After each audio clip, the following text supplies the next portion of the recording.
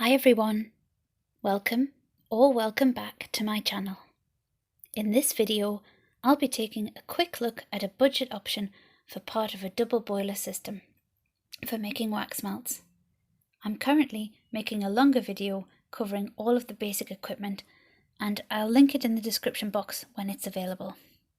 But for now, this is my new base pan for my double boiler system. For anyone looking to get started with making wax melts, I think this is an excellent budget option for buying new.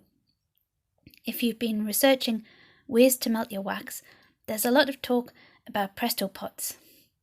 But if you're looking to start out on a budget and you're worried about mounting costs, I can assure you that for small batches you don't need anything more than a pan to heat your water and an appropriate vessel to hold your wax.